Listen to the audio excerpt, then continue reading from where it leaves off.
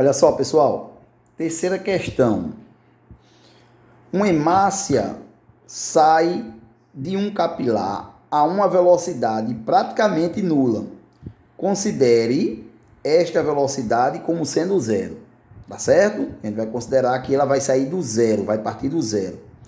Chega às veias com velocidade de 20 centímetros por segundo. Qual é a aceleração desse glóbulo vermelho se o tempo decorrido for de 10 elevado a menos 2 segundos? Tá? O que é que eu devo fazer? Olha só. Primeiramente, eu estou vendo que eu estou trabalhando com aceleração, mas eu vou coletar dados, tá certo? Vou coletar dados. Ele diz o seguinte, ó, que a velocidade com que sai é praticamente nula, ou seja, é zero. Então, se sai, é inicial. E chega com 20 centímetros por segundo, tá? Então, eu vou ter que a aceleração média, ela é o ΔV. Quem é o ΔV? É a velocidade final menos a velocidade inicial dividido pelo tempo. Tranquilo, pessoal? Então, olha só. O que é que eu devo fazer aqui, ó? Quem é minha aceleração? Quem foi a final? 20. Porque ela chegou com essa velocidade. Quem foi a inicial? Ela saiu com a velocidade o quê? Praticamente nula, quando ele pede para você considerar ela como zero. Então, a velocidade final foi zero. Dividido pelo tempo. Quem é o tempo que ele está me dando? O tempo que ele está me dando é 10 elevado a menos 2. Então, eu vou puxar isso aqui para cá. Certo? E aí eu tenho o seguinte, ó, que minha aceleração média, ela passa a ser 20 menos 0, vai ser 20, certo? E 10 elevado a menos 2 continua sendo 10 elevado a menos 2. Bom, o que é que eu faço aqui, professor? Eu entendo lá da matemática, lá da minha matemática básica, sobretudo a parte de potenciação, que quando eu tenho um expoente negativo, eu posso trocar pelo inverso dele, ou seja, é só eu modificar o sinal do meu expoente. Esse número ele sai de um denominador e passa a ser um numerador se eu trocar o expoente. Como assim? Olha só. A aceleração média, ela é igual a 20 que multiplica 10 elevado ao quadrado. Tranquilo? Tranquilo? Então, olha só, se você não entendeu isso aqui, essa mudança, é simples. Vou fazer bem pequenininho aqui ao lado, para que você possa entender, ó. Lá na matemática, o teu professor diz o seguinte: se eu tenho um número A elevado a um expoente negativo, qual é a resposta disso aqui? Isso aqui é 1 dividido por A. Tá certo? Porque é o inverso. Mas por que deu assim, professor? Quem é esse expoente aqui, não é 1? Você inverteu ele. Você inverteu o número só. Inverte ele e troca o sinal do expoente. Beleza? Se eu tivesse 2, ficava 1 sobre A elevado a 2. Positivo. Se ele está positivo, ele sobe como? Negativo. Aí o denominador, aliás, o numerador da tua fração desce e o denominador dela o quê? Sobe. Você tá, né?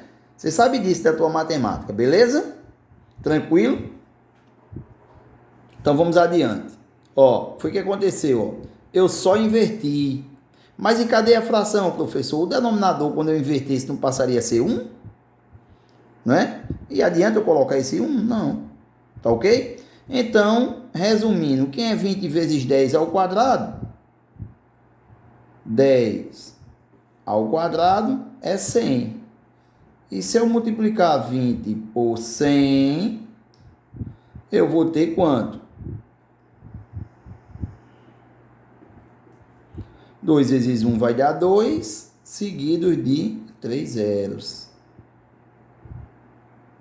Então, a aceleração ela vai chegar com 2.000 centímetros por segundo ao quadrado. 2.000 centímetros por segundo ao quadrado. Letra C. Tranquilo, pessoal? Certo? Vamos passar à próxima questão. Questão 4 para a gente encerrar a aula, tá? Ele diz o seguinte, ó, um carro de Fórmula 1 leva 2,5 segundos para sair do repouso e atingir 100 km por hora, tendo uma velocidade máxima de 370 km por hora. Supondo a aceleração média igual em todo o percurso, quanto tempo essa máquina fabulosa leva para atingir sua velocidade máxima? Pessoal, queria que ficasse claro para vocês aqui o seguinte, ó.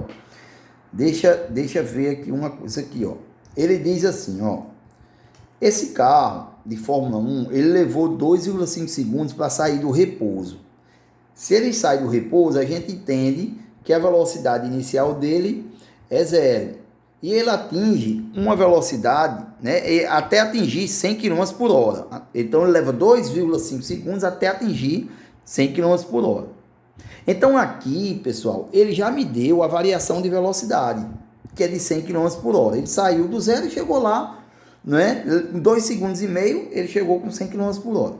Tendo uma velocidade máxima de 370 km por hora. Aí ele diz, ó, supondo uma aceleração média igual em todo o percurso.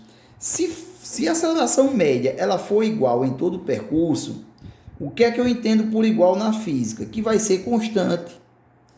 Então, em todo o percurso, né, essa aceleração ela vai ser constante.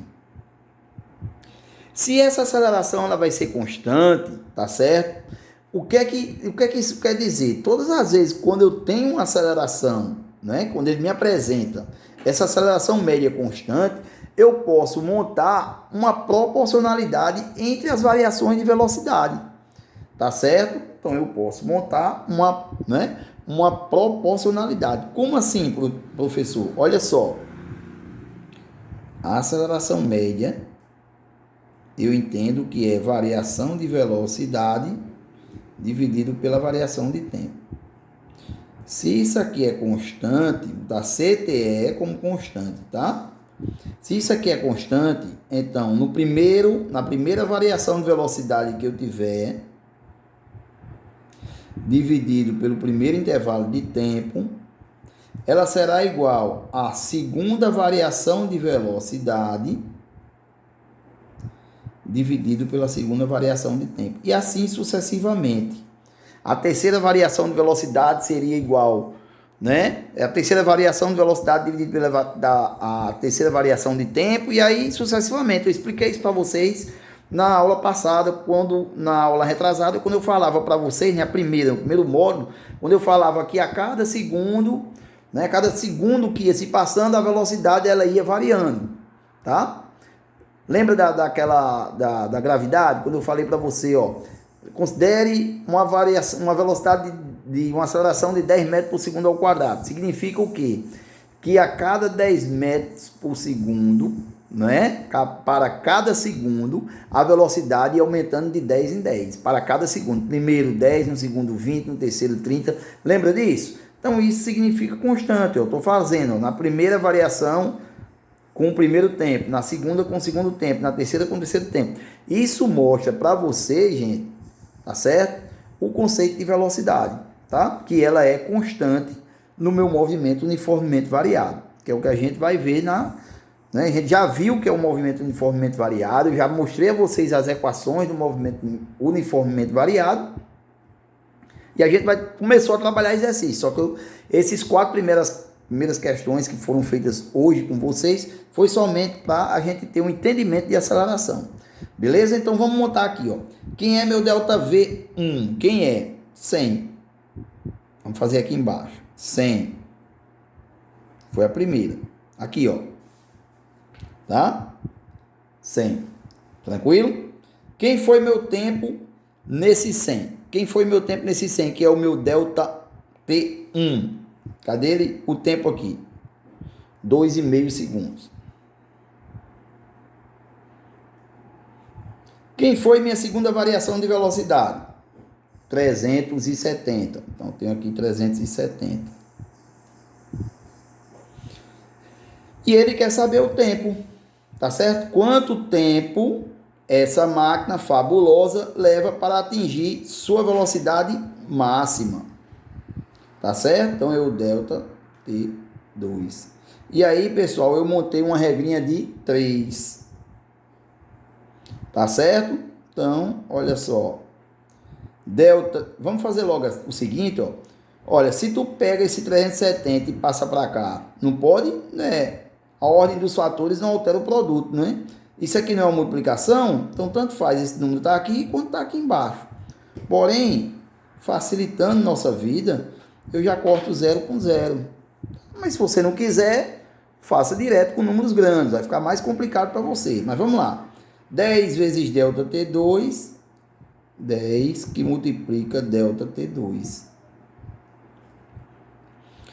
2,5 vezes 37.